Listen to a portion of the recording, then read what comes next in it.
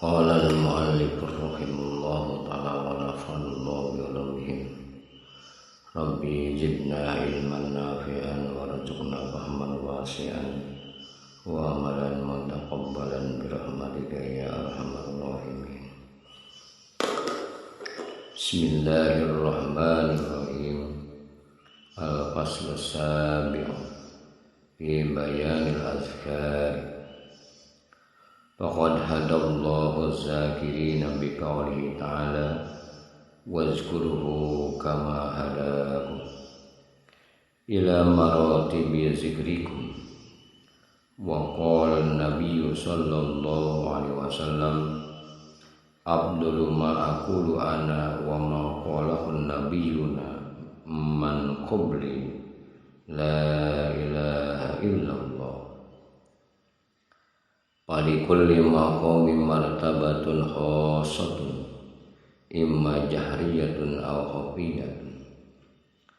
Fal awwalu hadahum ila zikril lisan summa ila zikrin nafsi summa ila zikril qalbi summa ila zikril ruh summa ila zikril sirri summa ila zikril khafi summa ila zikril ahfal khafi.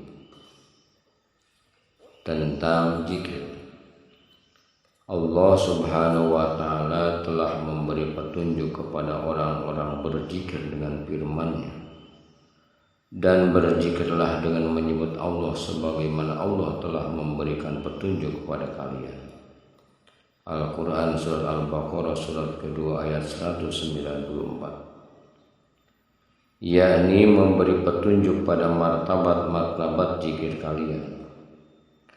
Nabi sallallahu alaihi wasallam bersabda, kalimat paling utama yang aku ucapkan dan yang diucapkan nabi-nabi sebelumku adalah la ilaha illallah. Setiap maqam memiliki martabat zikirnya secara khusus. Ada yang martabat zikirnya zikir jahat, dan ada pula yang martabat zikirnya zikir khafi. Hidayah zikir itu pertama-tama dengan Allah menunjukkan lebih dahulu pada zikir lisan, kemudian zikir jiwa, kemudian zikir kalbu, kemudian zikir ruh, kemudian zikir sirri, kemudian zikir khafi, dan terakhir zikir ahwal khafi.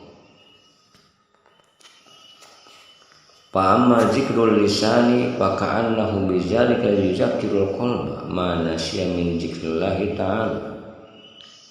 Wa amma zikrun nafsi fahuwa zikrun ghairu masmu'un bil hurufi was-sawt bal masmu'un bil hissi wal harakati bil batin. Wa amma zikrul qalbi fahuwa mulahajatul qalbi ma fi dhamirihi minal jalali wal jamal.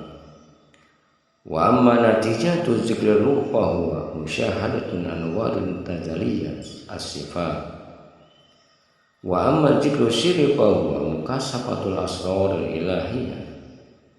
Wa amma zikru khafi fahuwa muaqabatul anwar zamani zatil ahadiyah bi maq'adi sidqin inda malikil muqtadir. Wa amma zikru ahfa al-haqq fahuwa nazru ila al-haqiqati haqqil yaqin wala yattali'u alaihi ghairullahi ta'ala fa innahu ya'lamu sirra wa akhfa wa zalika ablagu kulli awali wa anha kulli maqasid. Ilam anna sammata ruha akhar wa huwa tabu min arwahil kulliha wa huwa tiblul ma'ani wa huwa latifatun da'iyatun bihajil adwari lillahi tabaraka wa ta'ala. Wa qalu hadhihi ruhu la takunu li kulli wahidin bal hiya lil khawas. Kama qala Allah ta'ala yulqiya ruha min amrihi ala man yasha'u min ibadihi. Tujuan zikir lisan adalah mengingatkan kalbu ketika lupa mengingat Allah. Zikir jiwa ialah zikir yang tidak bisa didengar tanpa huruf dan tanpa suara. Ia hanya bisa disadari dengan indera dan aktivitas batin. Zikir kalbu adalah mencari kedalamannya akan jalal dan jamalnya Allah.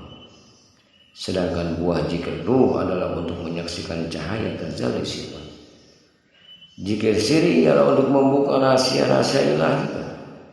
Adapun zikir khofi ialah untuk fokus pada cahaya keindahan Zat yang Maha Tunggal di maq'adi sidqin inda malikin muqtadir, atau disebut alam ahadiyah. Adapun zikir ahfal khafi ia melihat hakikat hakul yakin dan tidak ada yang mengetahuinya kecuali Allah Subhanahu wa taala. Allah Subhanahu wa taala berfirman, Allah mengetahui sirri, rahasia dan apa yang lebih sama.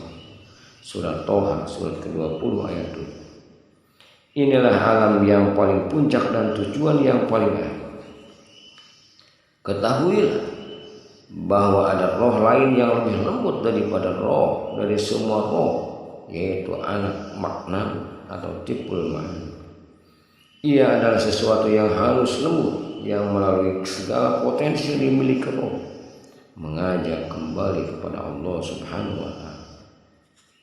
Para wali berkata bahwa roh ini tidak dimiliki oleh setiap orang, tapi hanya dimiliki oleh orang-orang khawas.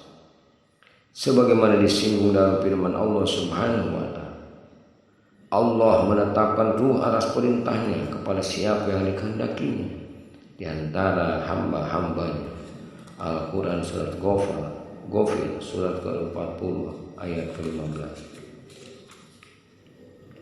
Wa hajar ruhu mulajimatun fi alimil qudrah wa musyahidatun fi alimil haqiqati la taltafitu ila ghayrillahi ta'ala qattu.